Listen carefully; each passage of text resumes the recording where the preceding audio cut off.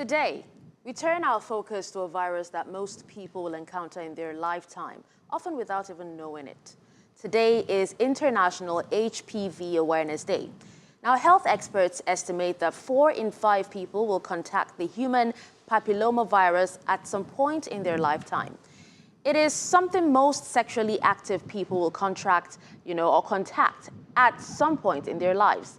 Now, many will never know that they had it, but for some, it clears on its own. For others as well, it can lead to cervical cancer and other life-threatening conditions. Now, here's the part that demands our attention. Cervical cancer is largely preventable. Yes, vaccines definitely exist. Screening saves lives, early detection changes outcomes. And yet, too many women, particularly across Africa, are still being diagnosed late. Too many families are still losing mothers, sisters, daughters to a disease we have the tools to stop. But there is one other issue. This is not just a woman's issue. Men are carriers and should also be vaccinated. We have the guests, standing by to take us through this conversation. But first, let's head to River State, where Uchechi Ogadinma gives a disturbing account of how she was assaulted by the chairman of Ahoada West local government area on the 1st of March this year at her mother's house.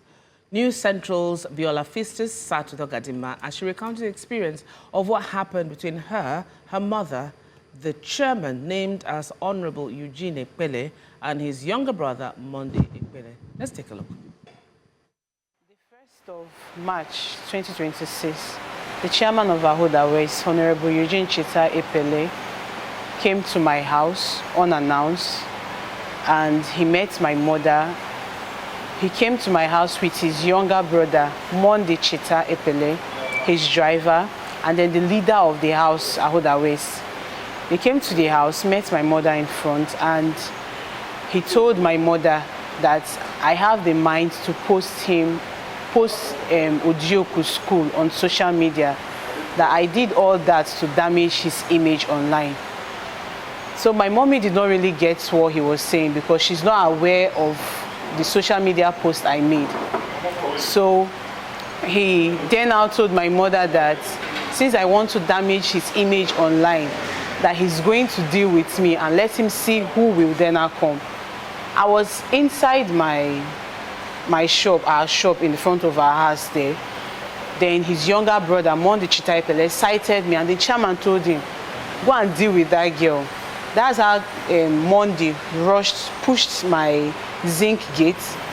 My mom was standing beside it. With that force that he used his hand and hit on my mom's sleeves that recently had accident and the wound has not fully healed. She started bleeding from her mouth. At that point, Monday dragged me, started beating me in my compound. Then my mommy shouted for help. My neighbors came out, and then at some point that he was now strangling my neck, that he wants to kill me as the chairman instructed him. He then carried a shovel that is also in my house to hit me. That's when Kakoro Ghost Time rushed Monday Chita and collected the shovel from him. So that's what happened on Sunday. Who is Kakoro? Problems with the chairman. Before that day I posted that video. I've never confronted the chairman. I've never insulted him. We've never had any business apart from him being the chairman. I've never really had that confrontation with the chairman before. So him coming was because of the post I made, that I did that to damage his image, which was never my intention. So you might be listening to her story and saying, what exactly happened? Ogadinma posted on her social media platform about the dilapidated condition of a school in her community, raising concerns about it for restructuring and basically calling for help. But apparently her video did not sit well with the chairman of the local government, who she also worked for as a media aide during the time she made the post. He soon visited her home with his brother to assault her, allegedly for painting him bad and trying to destroy his image. Here's the video she made. The future of this country is in the hands of these youth, and if they don't have a solid background in education, then our future will be faulted. So we are calling on the chairman, Honorable Eugene Chita Epele, the executive chairman of Ahoada West, to come to the rescue of these children. They need school chairs. they need boards, they need windows, they need general renovation. The school is no longer conducive. They don't even have teachers. Before now, they have over 1,000 students in this school, but right now, they cannot even boast of 100. So we, the students, stand up. So, as part of Biola's interview with her, she had asked her about what led her to make the video. And she also noted that the principal of the school told her that she too had raised concerns with the chairman, but he had said that it is the state's, that the school falls under the state, that it's not for the local government, and he would not spend local government money on fixing something that is the state's responsibility.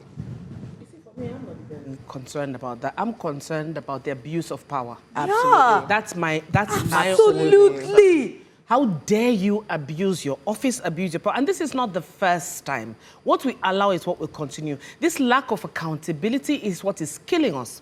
People they're not safe anymore. They can't voice their concerns. Remember, on this table, we had the conversation of that yellow guy that locked the Uber driver in. Yes, the House of Representatives member, Alex something, yeah. Yes, that locked the Uber guy. He's back, sitting there. Do you understand what that's where I was going? I'm like, what is that? There's a furore, there's a noise on social media, but after that, then what? There's no accountability. These people go around feeling like they're untouched because they're shielded by the political power that they wield. How dare you dispatch your brother like he's a thug who is there to do your dirty bidding? But then your brother is showing himself to be a thug. Your brother is showing himself to be a thug. You are strangling someone because she came out on social media and said, come and help. Even if you say that it is the state's, that the school sits under the state purview, you can't do chairs. Do you understand? You can't just patch the roof. You can't just help with the tables. Just do something that makes it better for your people until the state does what it needs to do. I am calling on the governor of the state that this happened. Which of the states? River State. River State governor. This is someone that is serving under your government. He should be called to order. But don't forget, but it's not the governor that put him in place. He was elected. And he so was elected by the people. People, yes. I understand what Lolo means. No, I understand. I understand. The thought is the one that works closest.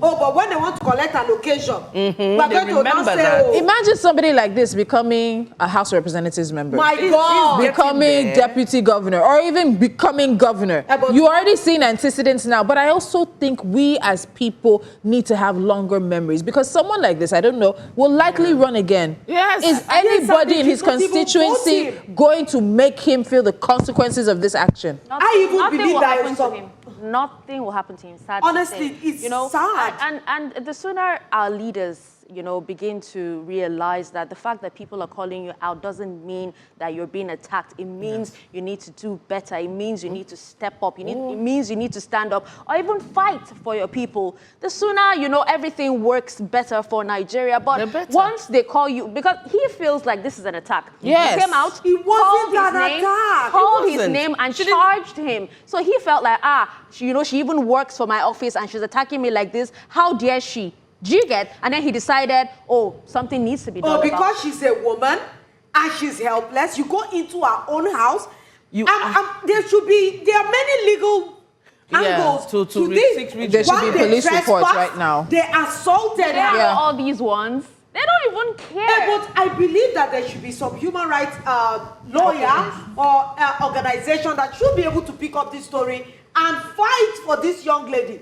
This kind of guy cannot be allowed to continue. And are you telling me that the local government chairman is a dog? That is what he's perpetrating himself to be. Your brother to deal with her. And your brother is also... See, wait. Let's also look at who he seems to be surrounding himself with. So his brother is somehow a part of his entourage. We don't know if he has given that one a designation, a title, a place. But then you also have somebody that you can say, go and deal with. And then that person looks around and the person, aside from trying to strangle somebody allegedly, is also looking to pick up a shovel. To do what? Yeah. So imagine if there was nobody there to intercept that. He really would have carried that shovel and pummeled the mother. And nothing would happen because even if he was arrested at that time, his brother would find a way to take him out of prison. That's why they say, when you hear statements like, I will deal with you, or I will show you who I am, or I will Nigerian, do you know who I am? Once you begin to enter those statements,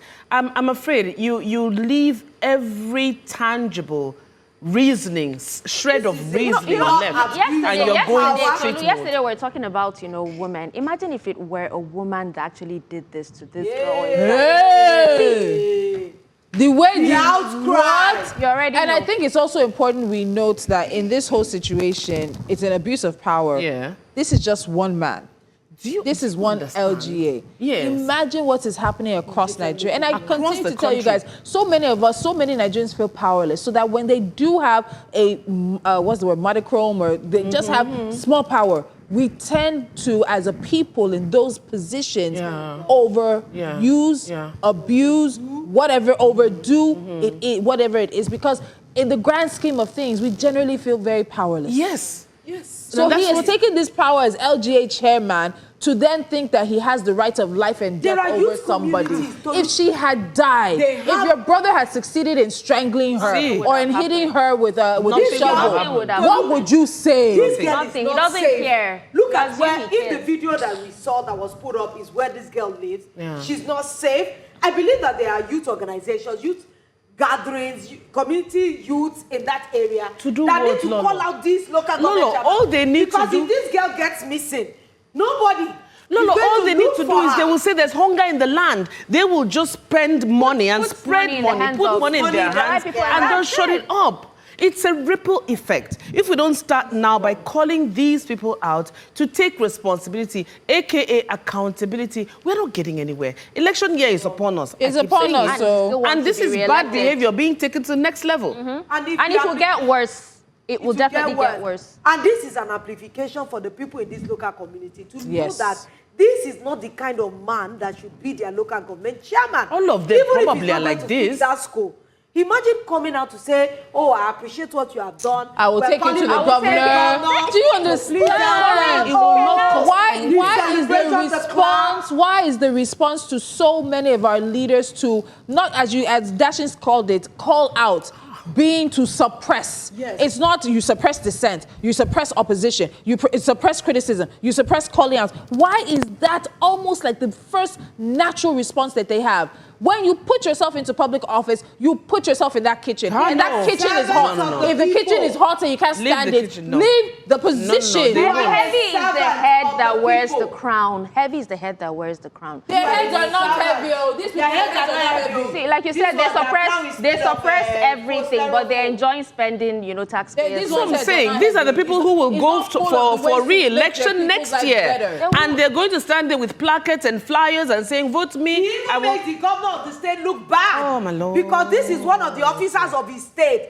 This is the local government chairman. He should not be allowed to go without being punished. Lolo, that's because you assume that even the governors didn't start this way, with impunity, and a lot of ministers as well. We're seeing stories. It's a ripple effect. You would understand. You would understand where it started minister is from. still finding himself in the midst of a controversy. And until now, we have not heard from the presidential spokesperson. We've heard from nobody as he seemingly continues to target and mistreat this woman. So if it's happening at the national level, why are we shocked it's happening at the local government level? Impunity. Yeah, that's it. It's one of my standout words for the year. I don't remember who came and said It was Cheta. Oh my God. Impunity. I wanted to do a t-shirt and I will still go do one that has impunity.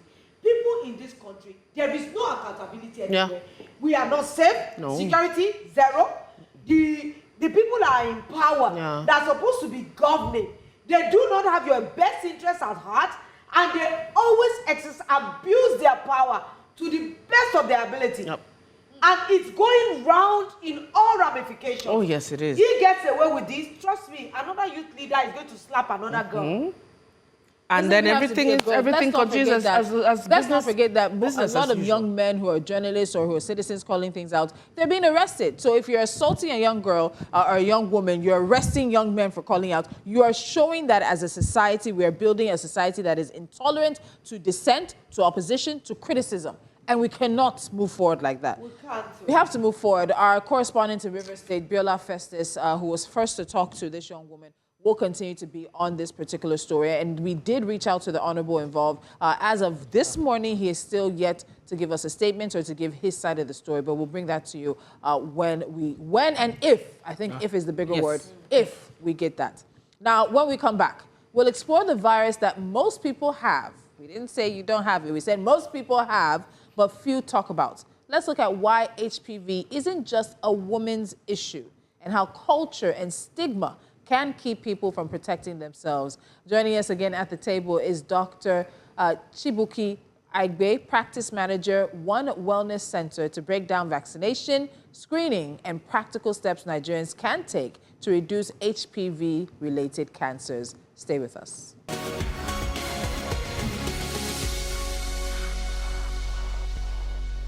Thank you very much for staying with us. We're talking about HPV, and not as a woman's issue, because it isn't HPV, it's called human papillomavirus. It's one of the most common viral infections in the world. Most sexually active people, men and women, will contract it at some point, and many will never know. But while women often bear the most visible consequences through cervical cancer, men are carriers. Men transmit it, and men can also develop HPV-related cancers. So why does the burden of prevention still fall almost entirely on women? Vaccines exist, screening works, early detection saves lives, but prevention cannot be one-sided. If only we vaccinate girls but ignore boys, are we truly breaking the chain of transmission? If fathers are silent in the conversations about sexual health, what message does that send? If men don't see HPV as relevant to them, how do we eliminate it? Eliminating cervical cancer is possible, but elimination requires partnerships. So let's move the conversation from protecting women to protecting families, because prevention works best when responsibility is shared. So joining us today is Dr. Chibuki Aigbe, practice manager at One Wellness Center. Dr. Aigbe, it's very good to see you again. Same here. Yes. It's always a pleasure to be amongst beautiful, smart ladies. Oh, we talked about the dress off camera. She leave me with the dress. It's women Well, we month. can talk about it. And they just keep talking about women supporting women.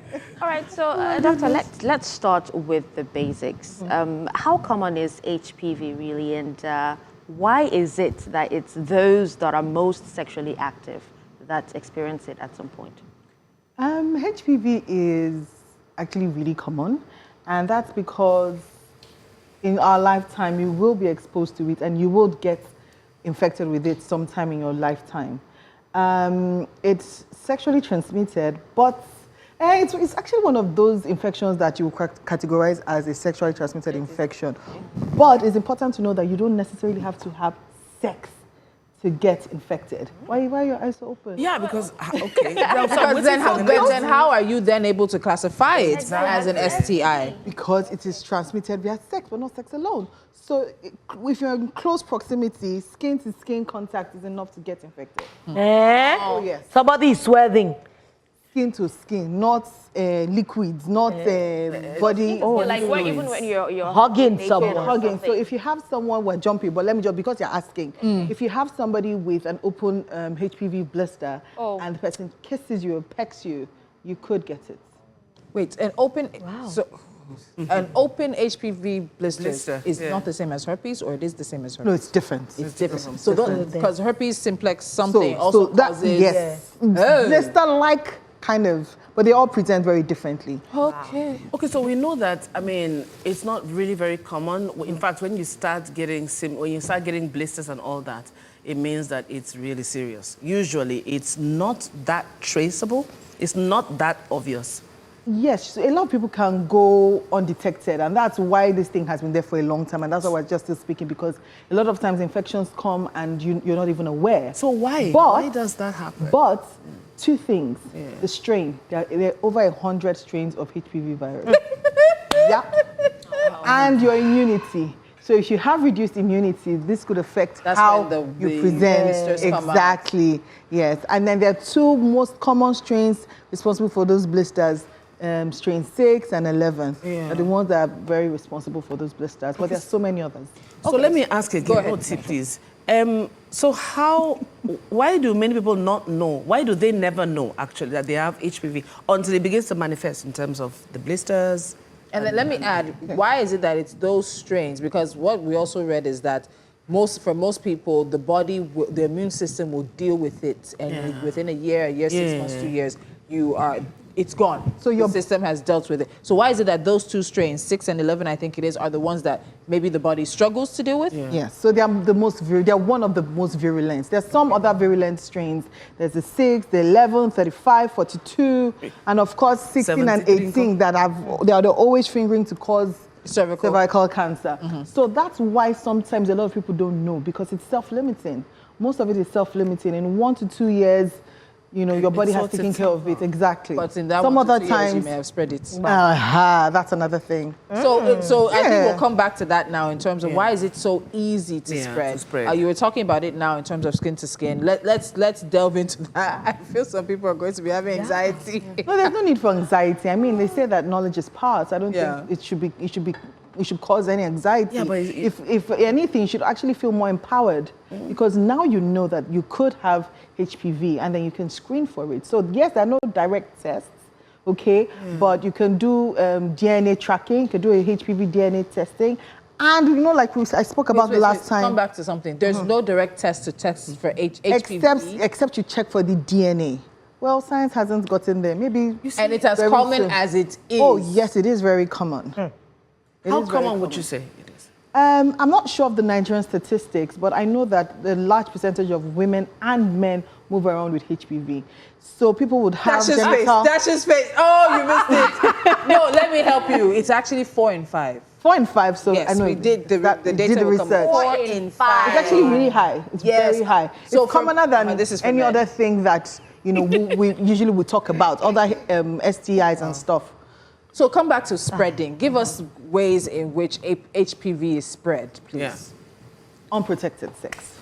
What about protected sex? Because even in protected sex, and sometimes it seeps through. And so as long as there's close skin contact, skin to skin contact, you are at risk. So this skin to skin contact does not necessarily mean that, does it mean that that person should be presenting with, in this situation, let's use the sex, should the person be presenting with genital warts? Yes. And then it's the wart that touches the other skin and that's exactly. Or you don't have to have any physical presentation of warts? No. So the warts are what would, if it's skin to skin, yes, what is what will transfer. How do they look? Because sometimes these warts can just appear as pimples or shaving. So the thing is that acne. So that is why you need to. I was going to mention in the opening statement. I don't know what somebody said. Let's cultivate the habit of going to the hospital.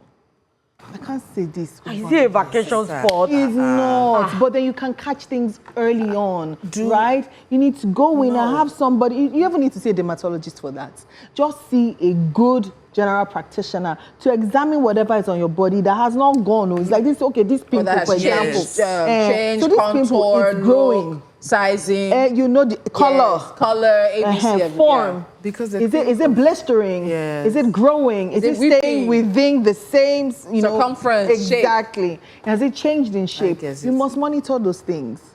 So if it is not sex, we're gonna this conversation. If it is not sex, how is it spread? Close contact. So close contact, so kissing. That's why we always say that don't kiss babies, because babies have very low immunity. And then you might have a blister that you think is a pimple. Yeah. How? No. I'm just saying. Don't look alike. I'm just saying. Let me tell you a story. Let me tell you that you have pinched. Let me tell you you have pinched. Back in our radio days, I can't mention the person. The person was sitting beside me because I had sex and reproductive health education in high school. Yeah. The person was sitting beside me and I said, you have, my mouth is not good. It's not bad. I said, you have herpes. It just my head. She said, no, what do I mean? I said, that's not a cold sore. You have simplex. What you're getting here is the result of herpes simplex, whatever. She's like, no, it's a cold sore. When I'm about to have malaria, I said, no, go and get tested. She came back a week later, and I was right.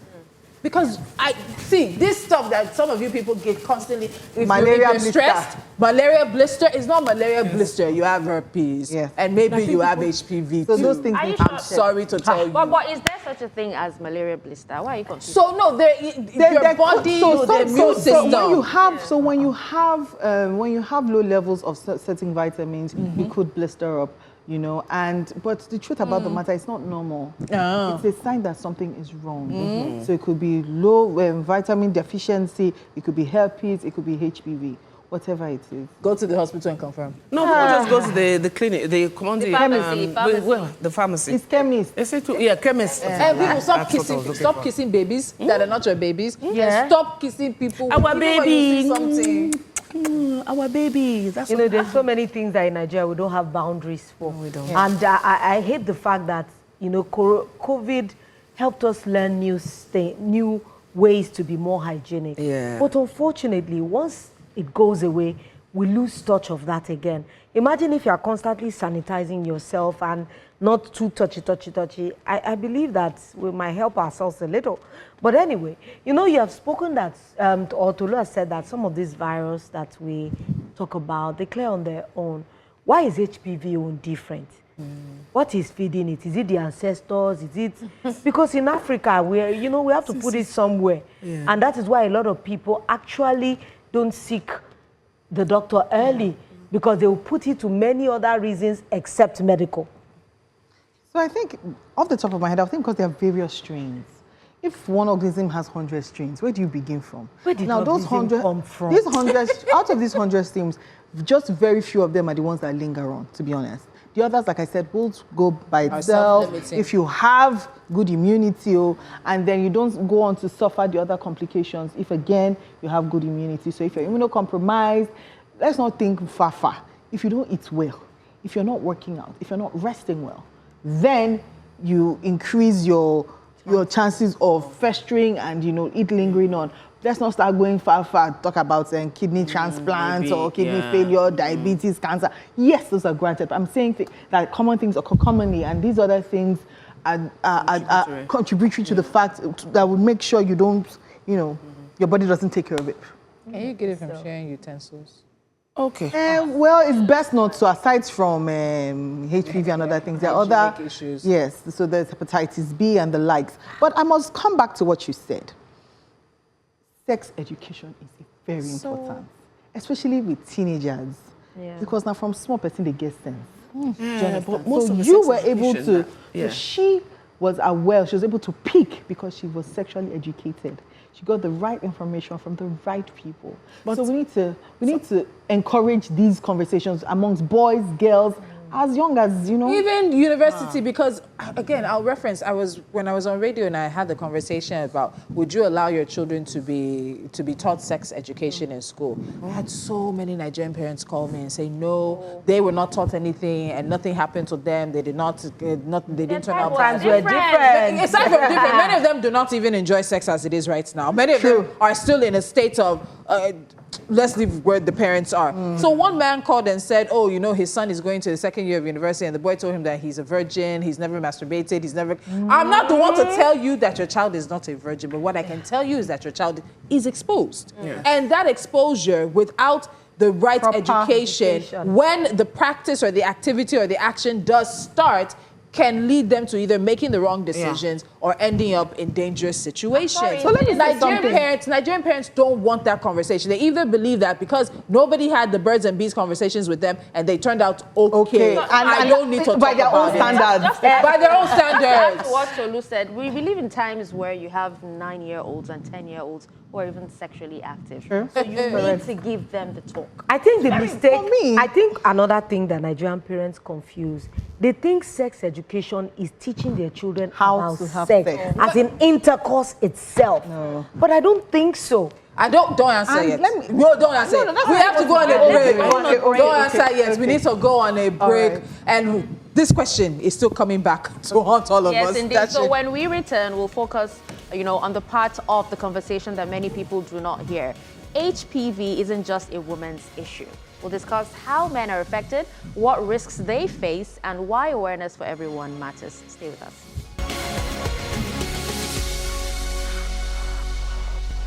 Welcome back to Jasiri. Before we can break stigma, we need clarity. HPV is common, yes, far more common than many realize, yet misinformation continues to cloud public understanding. One aspect of this conversation is that it has been framed as a women and girls issue. But HPV prevention cannot be successful if it is one-sided. Yes, repeat it after me. It cannot be solved if it is one-sided. Men carry the virus, boys can be vaccinated, and the cultural framing of HPV as solely a woman's burden may be slowing progress. So, Doc, let's talk about it. Why do you think HPV has been historically framed as a women's health issue? And what impact has that had on raising awareness and prevention? So the second answer, the second question answers the first question. It is because it's been framed to be a women's only thing. This is macho. We women, we need to do better. We need to do more. Because if, I'm not a feminist per se, but really if this was framed as affecting both men, the marketing for HPV was, this can affect men. By now, there'll be a lot more awareness about it, a lot of talks, conversations, treatments, testing, but because it's a women's thing, I'm not pushing any gender war or anything, but it is what it is. It's our reality. And I think it's because cervical cancer is commoner than the other cancers that HPV, is related to. I mean, men can get penile cancer, anal cancer, the whole gamut of every genital, exactly. Throat cancer as well. If they were aware that, these things are possible, are complications, then conversations would be had more. Be slightly different. How do you think the percentage is in terms of awareness of men? Because I don't really think men, off the top of your head, like in your interactions. We're looking at single digits. C'est ça. Because I don't think men are that aware of, and if we have viewers who can contribute via WhatsApp to say if it's the first time they heard, because it's so easy to link it with women and girls. Cervical cancer. Again, women are now being more proactive, and so women. I mean, I was here, I think, January. So we're talking about cervical cancer. Yes. How many men come out to talk about penile cancer and the causes and all of that? So, that's what I'm saying, that we need to do more. I think we've also done a lot to get to where we are, and that's how we're pushing the conversation about screening, prevention, pap smear, all of that, and CA cervix. So you had actually answered my next question in terms of HPV cancers related to men, but I don't want us to brush over it, so I want us to go back to it again. What are the type of cancers that men can get from having the HPV virus, the HP virus, which is HPV virus, from having the human papilloma virus? So first off, they can, without any symptoms, transmit this. Yes, they're carriers. To their female counterparts or sexual partners. Let me be politically correct. You can have penile warts that can lead to penile cancers, or you can just have penile cancers by itself. You can have throat cancers. You can have anal cancers. How are you getting throat cancer? Throat? Oral sex. Yeah. People are having oral sex. Okay, whichever gender. So now they should be cleaning their body parts with bleach or so before engaging. It's not so clean. It's like, don't have, if you see anything that looks funky, that doesn't look normal, that's why you must examine. You look before you eat. But you're the one who also told us that there are You look before you eat. You're the one who also told us that there are no symptoms for men. No, but if you're seeing like a visible wart. But you may not you may not. That's why she said observe. And that's why you have responsible. You must in the dark. Responsible. Now, wow. There's nothing like conversation. How would you observe in the dark? You put turn on the lights. Your phone lights. When you eat, are you eating as Doki said, are you eating in the dark? Exactly. But on a more serious note, before the food misses your mouth and enters your ear. On a more serious note, we need to be more responsible when it comes to sexual activity. I'm so sorry. As I just said what I said, I just remembered that somebody got an infection in their ear. Oh, because people say, should be facial. Not just facial, that they were using ear to... Okay. By facial, I don't mean cosmetic facial, by the way. But there's so many weird things. Of course, yes. There's so many weird things. Except, there were, things that sipped in the... It was used as a people are using it for mask, to use it as a cavity. Well... Anyway, let's please be going on. Let's come back. Yes, last time you were here, let's talk vaccination and the importance of it. Because, we are already aware that vaccinating girls, and of course you told us that how wonderful it would be if they can catch it, if they can get it before they become sexually active. So maybe from whatever age your daughter is. But I also know that now that boys can get the vaccines. Can we talk a little more extensively about that? When can they get it? How aware are people of the fact that boys can get this vaccination? Both boys and girls should get vaccinated. Let me just start with So just treat it like normal childhood vaccination. Exactly. From the ages of 9 to 14, before their first sexual exposure. Okay.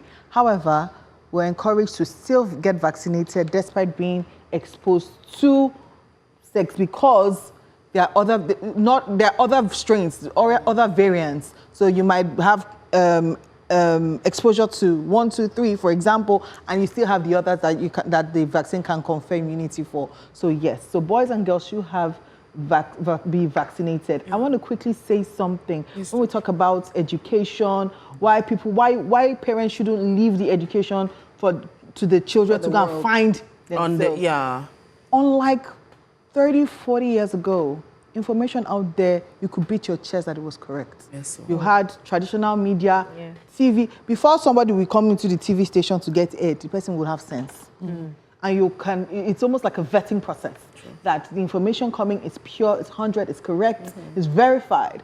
Unlike now, people can write things, there's blog posts, you set up ring light, there's podcasts, there's so many things. What these things are plenty now. With my phone alone, I can do a video and it's going to go viral, and it might just be pure nonsense. Nonsense, loaded with misinformation, and you don't want to leave that risk open. So if you can, hold your child by the hand and have these conversations. When we don't educate our kids, it's going to get it. So there are different stages and different levels of information. The age-appropriate information at different stages. Yes. Well, I know that there are lots of men. Wait. Don't you dare ask that question. I'll tell you why she should not ask that question. The whole time that Dr. Igbe was speaking, Dashi's face was a notebook. So whatever was going on in your mind, don't ask this question. Bring it to the table. What am I doing? I just want to ask the question that I have for her. No, you're asking the question you are scripted. The questions that are on your mind is what I want, Dashi. I was looking at her face the entire time. It was some of the stories that you guys, brought to the fore that, was just amazing or amusing to me. But then, we live in a society, I was actually about to say that a lot of men watching right now would say, oh yes, well, they're only carriers. So if the woman loves her life, she should be the one to go and get vaccinated, right? But are there social or cultural barriers that prevent boys from getting vaccinated? And how do we encourage men to actually see HPV, prevention as part of a responsibility as a man? As a man. I think the conversation should start with unmasking that stigma. If you destigmatize what this is, then people are more open to first seek help, ask questions, quickly run to the hospital, right?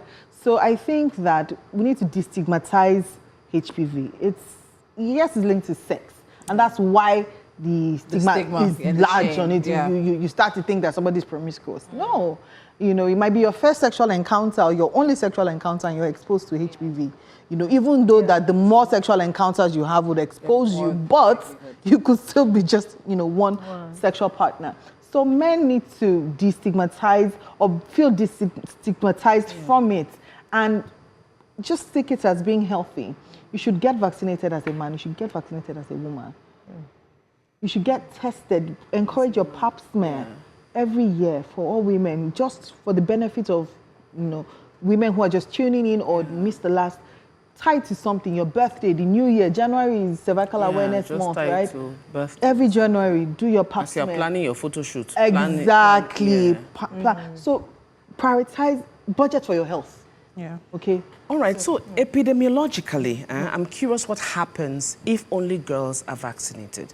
Because if you keep pushing or hearing this narrative that it is a woman and a girl's thing, what happens? Are there any consequences that if it's only the girls and the women that are vaccinated, what happens then? Eventually, you're not going to completely eradicate it, because, like I said, there's no one vaccine as of today that would confer immunity across all strains. and they keep on mutating. So men and women have to be held equally accountable. Yeah, but we know how men are. That's why I say if it's only The same women. people that you have to make appointments for, push them to go to the doctor. You be talking, you do more. Have conversations like this. Have men get involved, get their buy-in. So Do you understand?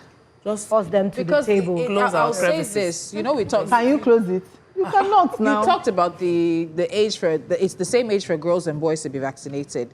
When we started the national campaign, because I told you guys I made sure my daughter took the vaccine.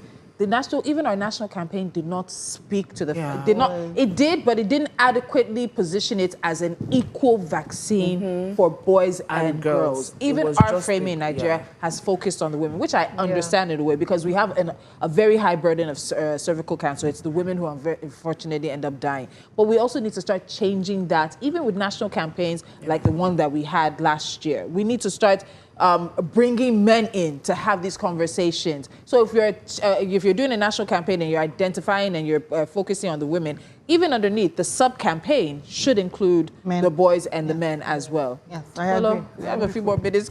I'm telling you, I just... Well, you people are doing side diversions everywhere. Yes, I'm looking. I'm wondering which of the questions I want to take now. I think we should take a break. Let's take a break. When we return, we'll discuss more about, how it sits in the intersection between medicine and morality. In the limited time we have, let's see what we can do in terms of education and awareness. So I believe that HPV sits at the intersection of medicine and morality in many communities, especially here in Nigeria. Because it is sexually transmitted, discussions about prevention often trigger discomforts. People do, ooh. Some parents fear that vaccination promotes promiscuity. Others avoid screening due to shame, but silence has consequences. Now, we're going to try to confront some of the cultural barriers in this particular conversation. Dr. Egbe, very quickly, there's this belief that vaccinating teenagers could encourage sexual activity. What do you have to say about that? I think that's a complete misconception. It's like saying you get vaccinated for malaria, so it's going to let you be sleeping outside. No. I think that... And telling the mosquitoes to come. I'm immune. No. I think that getting vaccinated just shows intelligence and that you are making healthier and better choices. That's what I think. Okay. And that should be encouraged, to be honest. I want to ask this one. Why do you think sexual transmission automatically makes this conversation, uncomfortable in many homes? And how can parents, approach this HPV conversation without fear or embarrassment? I have 3 boys, and I'd never really thought about talking to them. I'm really considering that the next holiday, I think I want to have a sit down with the boys and talk about sexual issues and things that can come from it. So how do parents, approach it that it will not be like embarrassing or inflict fear? Because, in Africa, if you don't understand something or can't pass it across we're just going through the fear route and say, if you do this, you die. Do this, you die. And I believe that. You believe this? It works for us. It doesn't work with this generation. No, it doesn't work with this generation. But that's the end result. If you do not treat it, if you have cancer, you will die. No, but there are many things long to get. They bypassed you. So they bypassed the whole bunch of steps and led you to a conclusion. But then that's wrong education. And that's fear-mongering. African parents just do that to end the matter. You don't die. you try me, except you want to die early. And they do that, and automatically as a child, you feel like you're going to die. Ignorance too. It's also from a place of ignorance. Yeah, also. I think that if you know better, you'll do better. And I'm hoping that our viewers are knowing better. Yeah. And when you say sit down, that might also be, let's not make it too formal, okay? Put it in between conversations. Okay. You're watching a movie, you say, that's all I want to do. So I always things like that. And sex, in Nigeria is still very sheltered. It's still very hush-hush. You see a woman, you look behind her, she has 6 children. But when you're looking at her, it's as if she has never kissed a man. We're still very, and I think we need to dissociate ourselves from that. Sex and immorality are 2 different things. Sex is a biological need. Irresponsible sex is the immorality. So you can have sex responsibly. And talking about responsible sex is what we need to amplify our voices on. Okay. Absolutely. So how do cultural stigma and shame, does that prevent people from getting vaccinated and or screened for HPV, in your opinion? Oh yes, in my opinion, I believe that the stigma around HPV and other STIs prevent people from speaking up, and if at all speaking up early. Early, yeah. Yes, so like I said, we need to destigmatize all of this so that people can seek help, and we can even reduce the spread. Yes. Because knowledge is power again. Yes, knowledge is. So before power. Dashin gives us her outro, very quick final question. What strategies do you think would work best to reduce shame and encourage open discussions? Not as formal as Lola wants to make it, but open discussions about sexual health. So first, I believe family first. Yeah. Families need to have the conversation.